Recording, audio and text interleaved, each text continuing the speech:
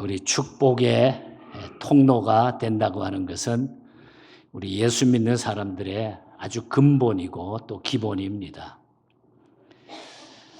나이가 들면서 참 어떻게 인생을 마무리하고 참 성도로서의 삶을 바로 살까, 또 예수 믿는 사람들의 삶이 어떤 모습이 되었으면 좋겠는가, 이런저런 걸 한 주간 동안 정말 많이 고민하고 생각을 많이 했던 지난 한 주간이었어요.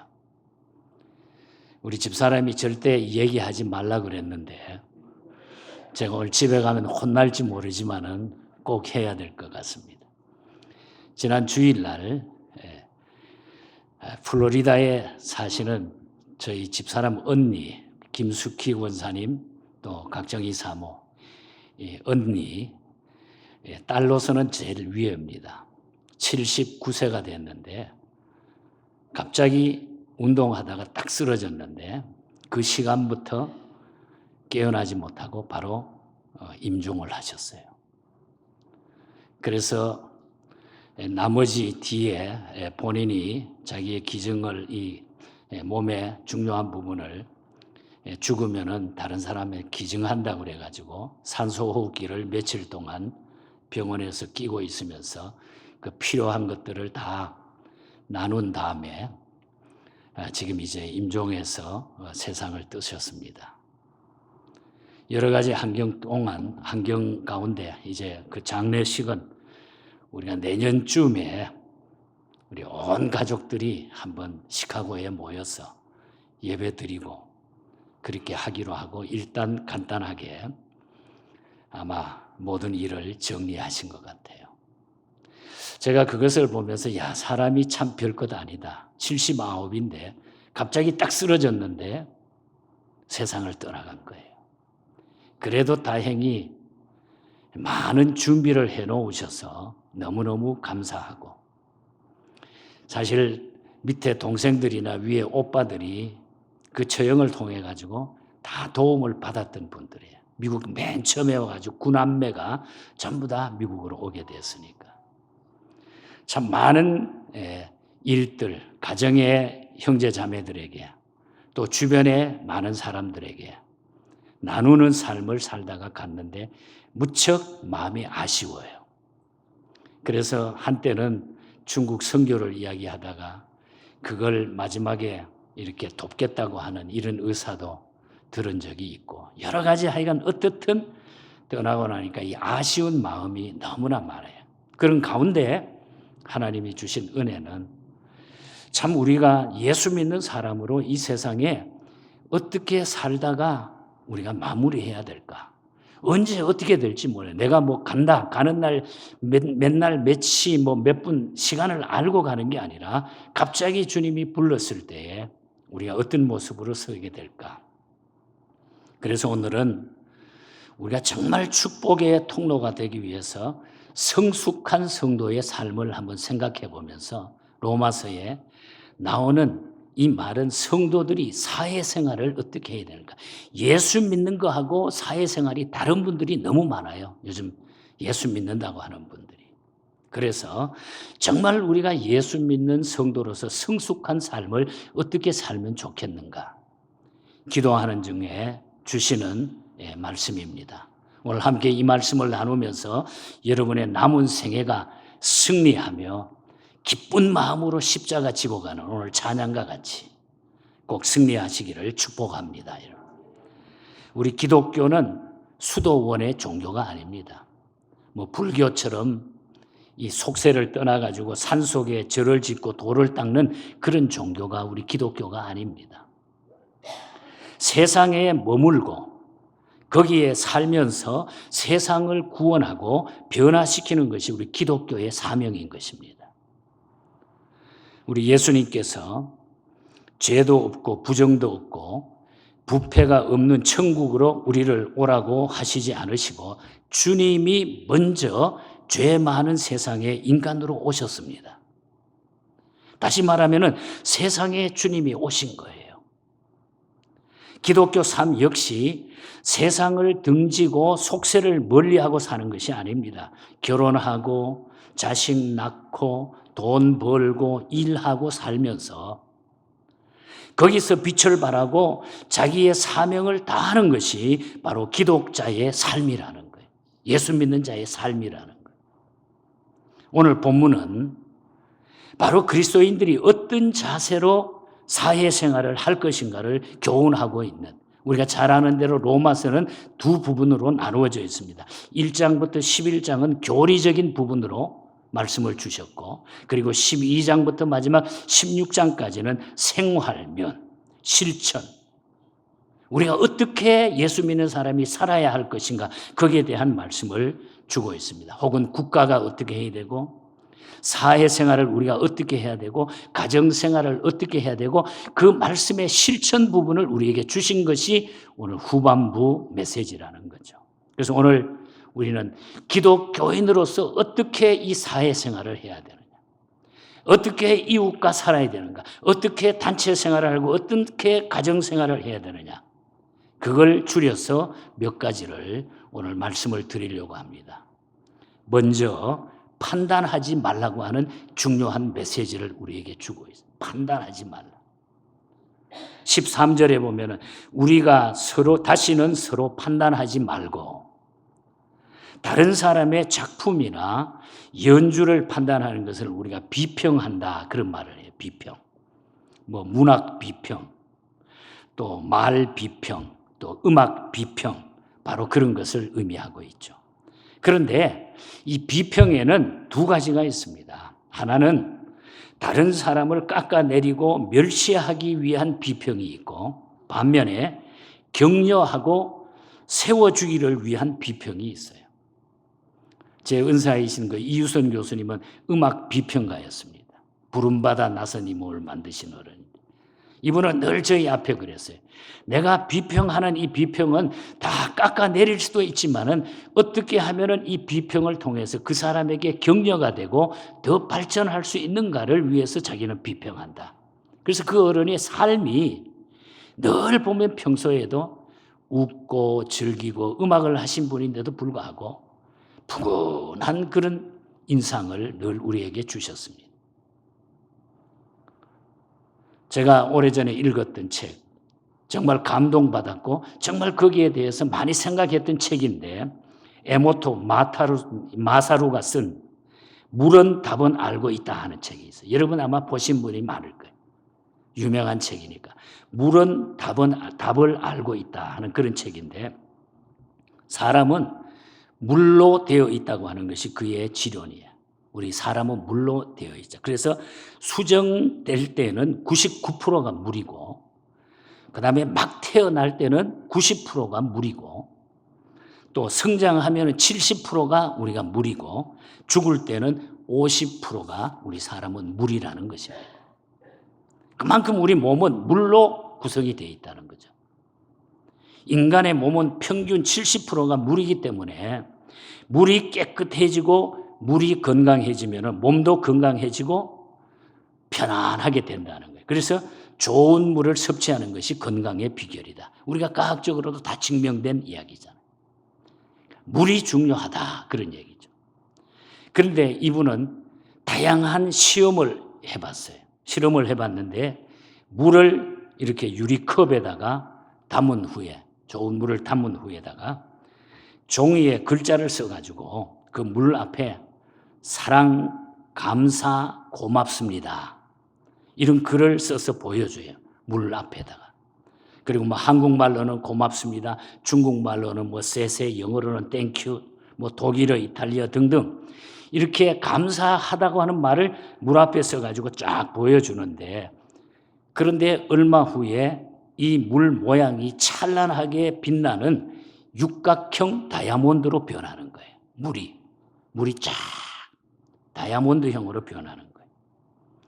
그런데 반대로 이 물 앞에다가 이 망할놈, 짜증나네, 죽여버릴 거야, 이 악마 같은 놈, 이런 글을 써가지고 보였더니 물의 모양이 산산조각이 나고 화산이 터지는 것 같고 지진으로 땅이 갈라지는 이 모습으로 물이 팍 갈라지더라는 거예요. 촬영한 것이 그대로 사진에 나타나 있습니다. 그리고 물에게 말을 걸었다는 겁니다. 너 정말 예뻐, 사랑해, 감사해라고 이렇게 이야기했을 때 그 물 모양은 여전히 찬란한 다이아몬드 육각형으로 나타나더라는 거죠. 그리고 망할 놈, 미워할 놈 이렇게 그냥 욕을 했더니 물의 모양은 깨지고 흩어져 버리더라는 거죠. 놀라운 것은 무시하고 방치했을 때, 무시해버리고 아무 관심이 없었을 때 그 모양이 더 심하게 찌그러지고 이그러지더라는 거예요. 물이.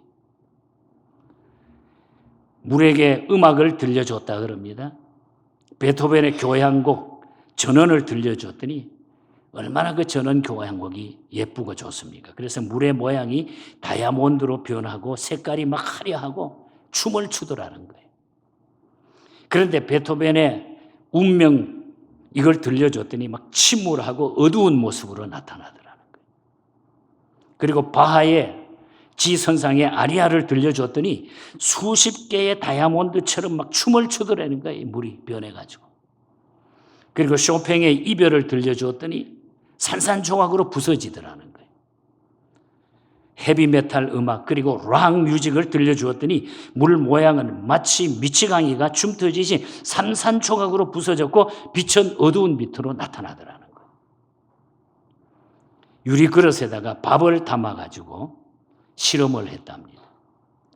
밥그릇을 향해 가지고 고맙습니다, 사랑합니다 라는 글을 보여주고 며칠을 그대로 말을 걸고 놔뒀더니 2, 3일이 지난 후에 그 밥은 누룩처럼 변해가지고 요구르트 냄새가 나더라는 거예요. 그런데 망할 놈, 이 아주 못된 놈 이런 글을 써가지고 보여주고 말을 건 다음에 2, 3일 지났더니 그 밥은 썩고 아주 고약한 냄새가 나더라는 거예요. 그런데 더 놀라운 것은 무관심하게 버려둔 것이었습니다. 새카맣게 색깔이 변하고 썩어가지고 악취가 나더라. 그냥 무관심하고 버려두었더니. 긴 이야기를 드린 것 같습니다만 에모토 마사루의 이론은 인간은 물로 구성이 되어 있기 때문에 물의 결정 변화처럼 사람도 똑같은 조건에 반사하게 되어 있다는 거예요. 우리가 물로 되어 있기 때문에. 그러니까 사람도 똑같은 조건에 똑같은 것에 사람이 반사하게 되어 있다는 거예요. 그렇지 않습니까? 사람은 물이나 음식이나 그 어떤 것보다도 더 민감하다는 거죠. 생명을 가진 존재입니다. 그렇기 때문에 그 존재를 향해서 비난하고 비아냥거리고 부정적인 언행을 일삼는 것은 하나님의 피조물을 향한 살인행위가 된다는 거예요. 사람을 향해 그렇게 무시한다고 하면 살인행위가 된다는 거예요. 그래서 우리 예수님께서는 마태복음 7장 1절 이하에서도 오늘 본문에 나온 말씀과 같이 비판을 받지 아니하려거든 비판하지 말라. 너희의 비판하는 그 비판으로 너희가 비판을 받을 것이니라. 그랬어요. 그리고 7장 3절에서는 어찌하여 형제의 눈 속에 있는 티는 잘 보면서 내 눈 속에 있는 들보는 깨닫지 못하느냐. 예수님이 하신 말씀이죠. 그 뜻은 너에게 더 큰 허물이 있고 약점이 있고 잘못이 있는데 왜 남의 허물을 판단하려 하느냐 이 말이에요. 왜 남의 허물을 판단하려 하느냐. 서로 판단하지 말라는 본문의 말씀을 주목하시기 바랍니다.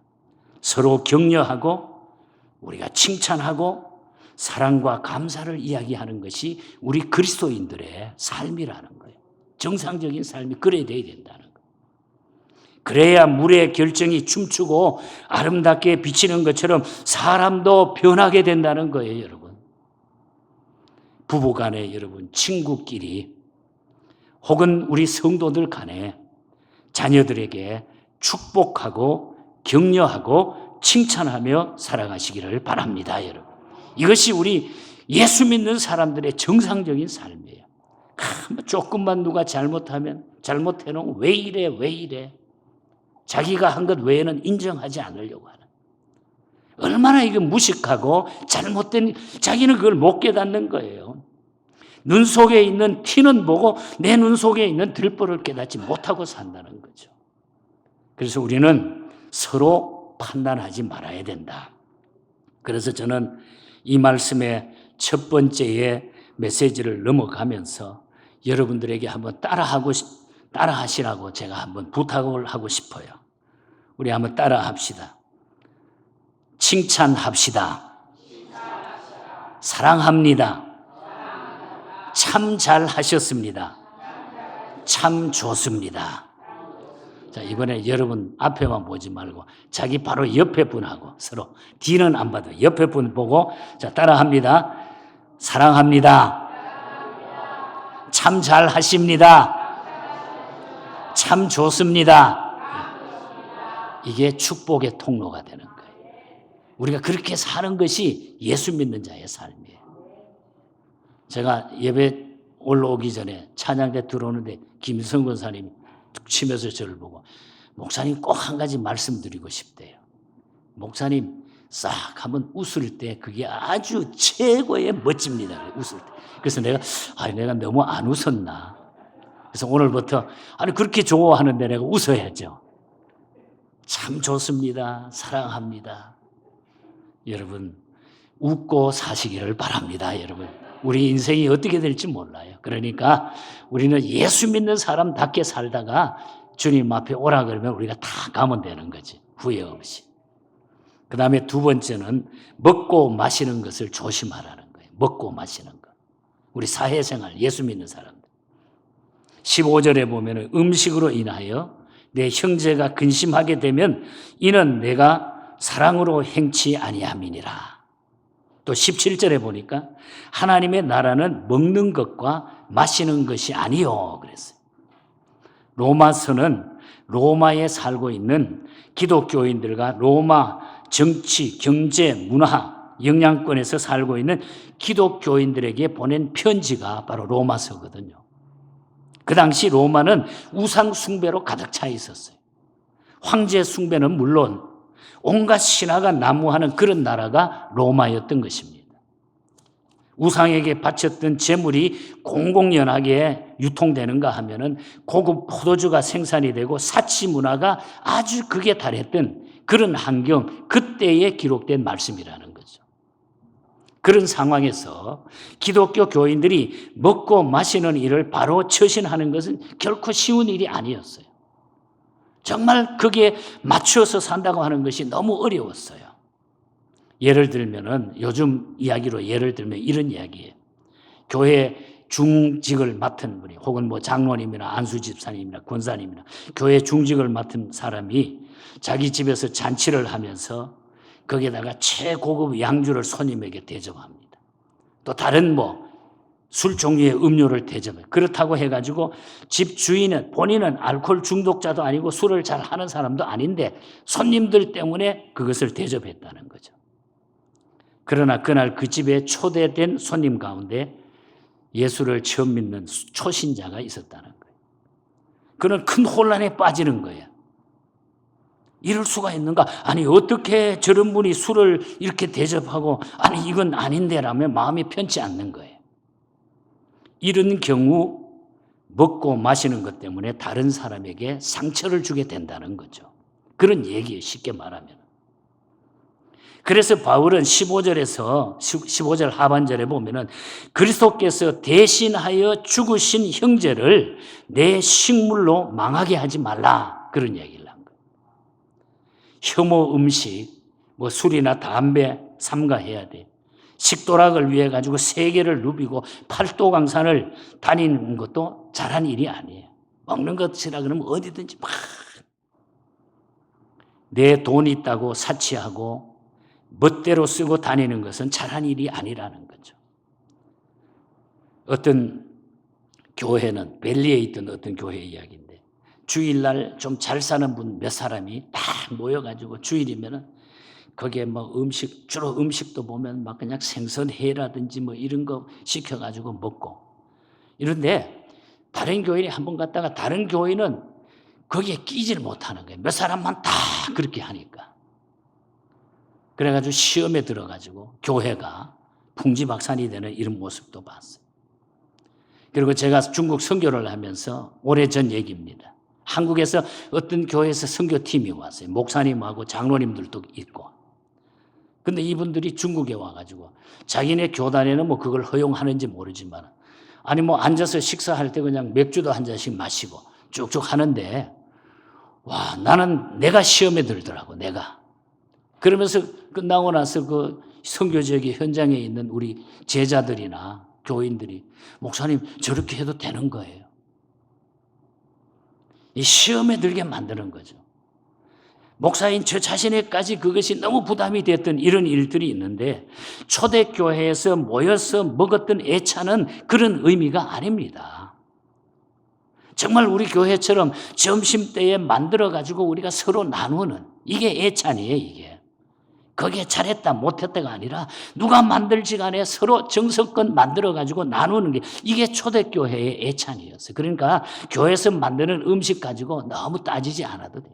그냥 그거 먹고 우리가 그게 바로 사랑의 나눔이라는 거죠. 크리스찬의 물질가는 그 물질의 가치를 바로 아는 것입니다, 여러분. 돈의 가치는 바로 벌고 바로 쓸 때에 그것이 드러나는 거예요. 제 아무리 재벌을 갚으라고 해도 가진 재물을 바르게 쓰지 못한다고 하면은 언제라도 탕진되고 만다는 거죠. 우리가 주변에서 막 보잖아요. 돈은 꼭 필요합니다. 다 필요하잖아요. 그러나 돈이 목적은 아니에요. 돈은 귀합니다. 그러나 돈이라고 다 같은 돈이 아니에요. 바로 벌고 바로 쓰는 돈이 귀한 돈인 것입니다. 어떻게 버느냐, 어떻게 쓰느냐에 따라 가지고 가치가 분명히 달라집니다. 자기만을 위해 쓰는 사람을 우리가 졸부라고 그럽니다. 열심히 벌어서 남을 위해 쓰는 사람을 우리가 훌륭한 사람이라고 부르는 거예요. 열심히 벌어서 하나님을 위해 쓰는 사람도 있어요. 그를 우리는 가르쳐서 참 그리스도인이라고 이렇게 부르는 것입니다. 우리 가까운 오렌지 카운티에 은혜 한인교회가 있어요. 몇 년 전에 그 모 장로님께서 그 교회를 건축하고 그 교회가 잘못하면 빚에 넘어가가지고 다 망가질 뻔했는데 장로님 한 분이 1,000만 불을 헌금했어요. 1,000만 불을. 교회가 새롭게 일어났어요. 정말 멋있더라고요. 남의 교회 이야기지만 멋있는 그리스도인의 삶을 멋지게 그렇다고 해서 본인이 그거 가지고 자랑하지 않고 나타내지 않았어요. 우리 교회도 크고 작게 장로님들이나 우리 권사님들이나 우리 집사님들이 그런 피와 땀으로 우리가 함께 하나가 돼 있습니다. 하나님을 위해서. 제가 몇 년 전에 처음에 목사 안수를 받고 목회할 때 일신장로교회라는 교회. 그때에 정순규 집사님, 그 부인 되는 분이 권사님이었는데 저 가디나에 사시면서 노인 아파트에 사시면서 주일마다 우리 그 김종목 장로님이라는 분이 픽업을 해가지고 교회를 이렇게 모시고 왔어요.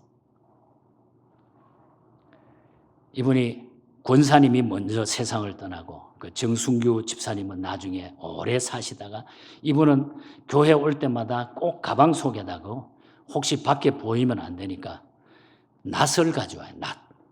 낫을 가방 속에 넣어 가져와서 예배 끝나고 나면 교회 그 하단에 자꾸 풀이 자라니까 낫을 가지고 그걸 다 다듬는 거예요. 제가 그 모습을 여러 번 봤어요. 제가 시골 출신이라서 그걸 너무 잘하니까. 저희 아버님이 잠시 미국에 와 계실 때 두 분이 친구가 되셔가지고 한국 갔을 때 이 편지도 주고받은 그 내용을 내가 가지고 있어요. 근데 그 권사님이 갑자기 돌아가시게 됐는데 그 권사님이 제가 병원에 신방을 갔더니 권사님이 임종을 앞에 주면서 마지막으로 이런 이야기를 해요. 목사님, 내가 일생 동안 간직한 결혼 반지입니다. 금반지예요, 금반지. 금반지 두꺼운 걸 하나를 내가 이게 닳아질까 봐 손가락에도 끼지도 않고 주머니에 넣어두었던 것인데 보관해 두었던 것인데 하나님께 드리고 가고 싶어요. 그러면서 특별히 영혼 구원하는데 목사님 그렇게 선교하는데 선교에 써달라고 영혼 구원하는데 써달라고 마지막에 눈을 감기 얼마 전에 그것을 주시는 것을 가지고 저는 목회하면서 영원히 잊지를 못해요. 퉁퉁한 권사님이 복스럽겠죠. 부산 사람인데. 권사님은 소유하셨던 마지막 그 재산을 하나님께 바치고 천국에 가신 거예요. 내 행동, 내 말, 내 삶이 다른 사람에게 귀감이 되고 오병이어가 되게 해야 돼요. 내 삶이 다른 사람에게 감동을 줄 수 있어요. 이게 그리스도인의 삶이에요. 예수님의 편지가 되고 향기가 돼야 돼요. 그래서 우리는 하나님 앞에 살아가면서 정말 부끄러움이 없는 이런 삶을 우리가 살아야 된다는 거예요. 먹고 마시는 것. 이 삶을 우리가 분명하게 바로 하는 것이 바로 우리 그리스도인의 삶이라는 거죠. 그냥 아무렇게나 되는 대로 교회 와서는 예수 잘 믿는 것처럼 막 밖에 나가면 뭐 자기 직분도 없어요. 그냥 아무렇게나 막 살아가는 이런 사람들이 얼마나 많은지 몰라요. 끝으로 한 가지 더 말씀을 드리면 결론적인 말씀이 되겠지만 그래서 칭찬을 받으라는 거예요. 칭찬을. 칭찬받으면서 살아가야 되는 우리 그리스도인들은.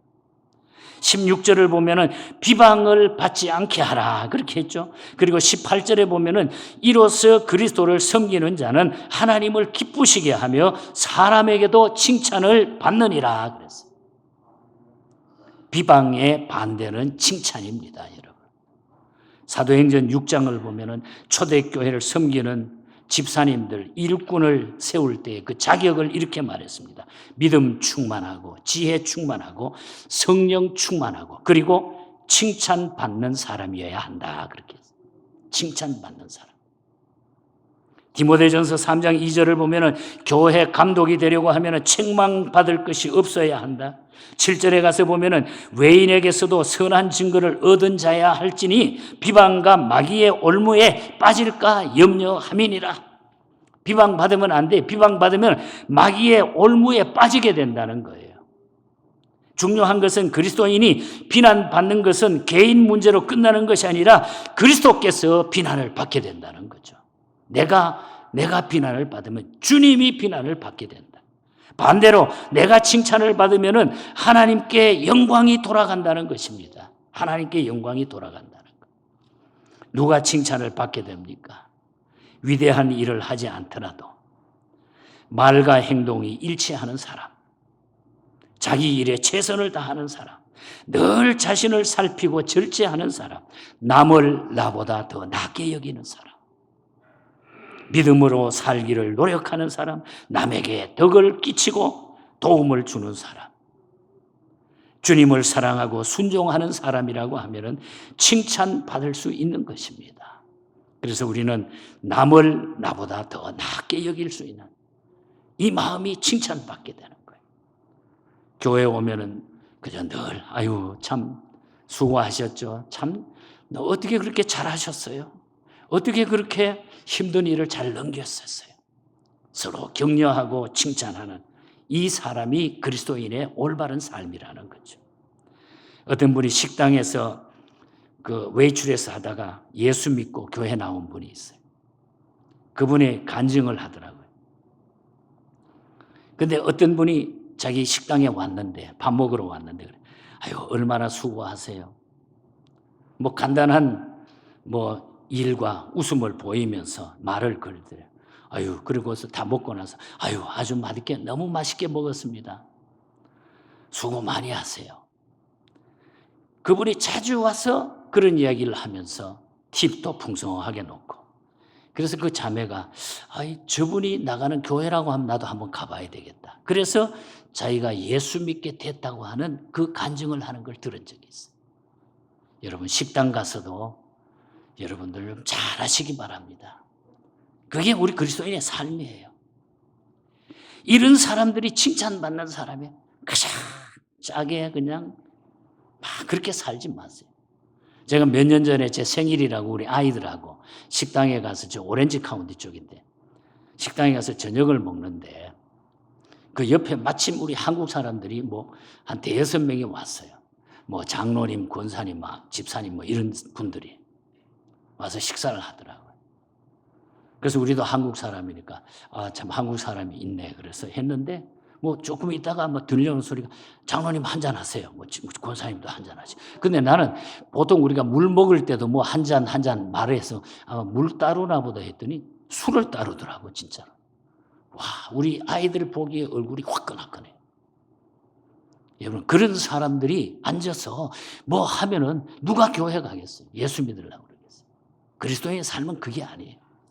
뭐 꼭 그것 때문에가 아니라 우리가 그렇게 추하게 사는 거예요. 그러니까 예수 믿는 게 뭔지도 모르는 거예요. 모르는 거. 그냥 교회 뭐 찬양만 하고 뭐만 하고 하면 내가 예수 믿는 줄 착각하지 마세요, 여러분. 주님과 우리의 관계가 바로 맺어지지 않으면 다 헛장이에요. 말짱왕이에요. 우리의 삶이 변해요. 삶이. 믿는 사람이면 우리의 삶이 달라져요. 삶이 보여져야죠. 그리스도의 삶. 그래서 우리 성도의 사회생활이 그만큼 중요해요. 많은 사람들에게 우리는 영향력을 주게 되어 있습니다. 여러분 우리의 신앙의 성숙함은 열매를 반드시 따게 되어 있어요. 내가 성숙하게 살면은 분명히 우리는 열매를 따게 되는 것입니다. 오늘 제가 3가지를 줄여서 말씀을 드렸습니다. 우리가 남을 판단하지 말라. 다시 말하면 말에 대해서. 그래서 잠언 12장 18절에 보면 칼을 찌름같이 함부로 말하는 자가 있거니와 말이 잘못되면 칼로 찌르는 것 같이 된다는 것. 그리고나 지혜로운 자의 혀는 양약과 같으니라 그랬어요. 양약. 그리고 먹고 마시는 일상생활 삶을 우리가 조심하셔야 돼요. 그리고 칭찬받는 자가 돼야 돼요. 칭찬받는 자. 마지막으로 이 말씀을 기억했으면 어떨까요? 오늘 17절 말씀입니다. 하나님의 나라는 먹는 것과 마시는 것이 아니요 오직 성령 안에 있는 의와 평강과 희락이니라. 얼마나 놀라운. 그래서 우리는 예수 믿으면 평강하고 기쁘고 이 사랑이 넘치는 이런 삶이 우리에게 이루어지게 됩니다. 그래서 우리는 다 하나고 형제고 사랑하는 관계입니다. 1825년에 몽고메리라고 하는 분이 찬송시를 씁니다. 그의 찬송가 속에 수록해서 불리게 됐는데 이 찬송가 시를 스펄전 목사님이라고 하는 분이 1866년에 다시 개정을 해서 정리한 찬송가입니다. 사랑의 띠로 하나가 된 형제라고 하는. 자기가 설교를 준비하면서 스펄전 목사님이 자기 교회에서 설교를 하면서 사랑의 띠로 하나가 된 형제여 하면서 만들어줬던 찬송가입니다. 이것을 무디 성경학교 음악교수로 계시던 타우너가 만들어가지고 오늘 우리 찬송가에 선물로 허락해 주셨습니다. 형제는 하나, 함께하면 큰 힘이 된다. 사랑의 띠로 하나가 된 형제라고 하는 이런 찬송이에요. 사랑하는 주님 앞에 형제 자매 한자리에 크신 은혜 생각하여 즐거운 찬송 부르네. 내 주 예수 본을 받아 모든 사람 내 몸같이 환난 근심 위로하고 진심으로 사랑하세. 제자들의 발을 씻기신 예수님의 종의 도를 우리도 본받아야 된다고 하는 이런 찬송입니다. 사랑하는 주님 예수 같은 주로 섬기나니 한 피 바다 한 몸 이룬 형제여 친구들이여 한 몸같이 친밀하고 마음조차 하나 되어 우리 주님 크신 뜻을 지성으로 준행하세.